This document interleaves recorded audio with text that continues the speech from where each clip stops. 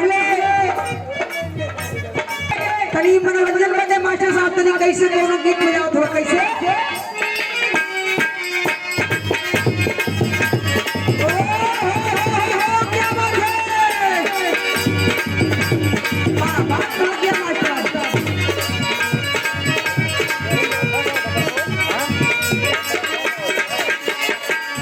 तनी सा वहीं से एक पति बढ़ा दो तनी अपनी मालकिन का जगह छोड़ दो अपनी मालकिन का जगह छोड़ तनी सा एक पति बढ़ा दो एंकर वाली जगह पकड़ा हो हाँ कौनो मेहरारू का मरद और मंच पे आसीन हमारी बड़ी बहन गुरु स्वरूप माननीय प्रोफेसर सुरेश त्यागी जी का और मीनाक्षी राज जी का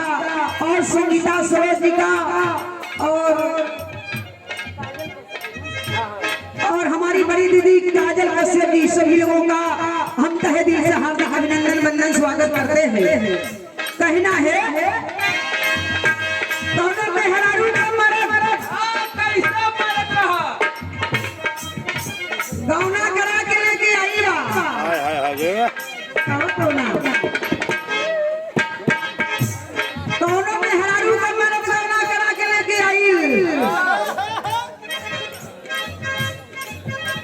पहला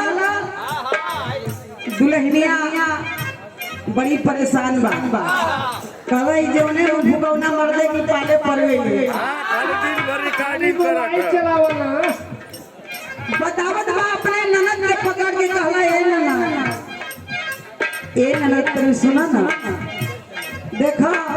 तुआर भैया कितना बेदर्दी हो का कहत बा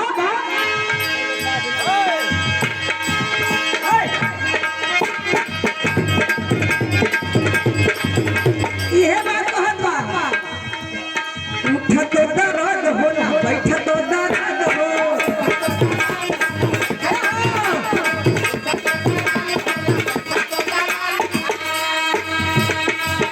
ए नरेश सुना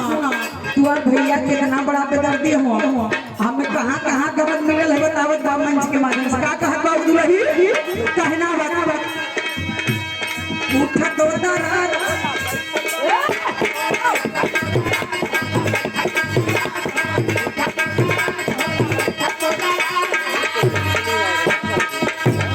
पाले नीरा दैया दैया हमर मरद हो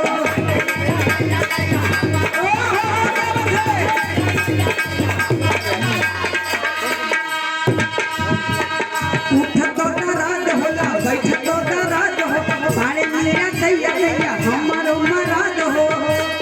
मुझगल बाटे चलैया राते मुझगल बाटे चलैया राते न दुनिया टूटल बाबा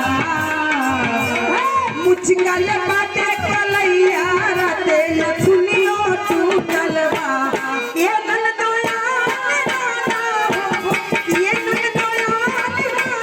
रेलिया के तेला कमरिया में रतिया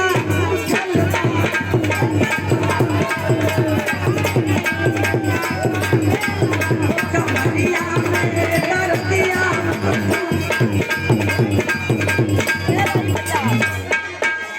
ऐसे कहने जगह या 201 रुपया देकर के सम्मानित किया गया चनावत बात नहीं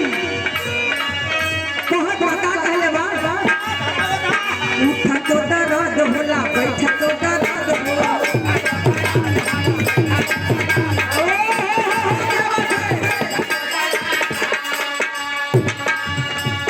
उठ तो दर्द होला बैठ तो दर्द हो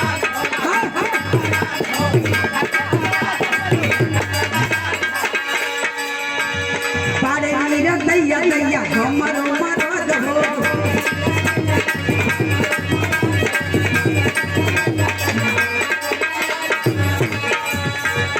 उठ तो दर्द होला बैठ तो दर्द हो पारे नीरा दैया दैया हमर मरद हो मुझगल बाटे चलैया राते न दुनिया टूटल बा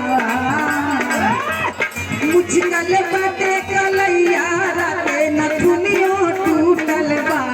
ये नैनो यार गाना हो ये नैनो यार गाना रेड़िया ये तेरा कमरिया में दर्द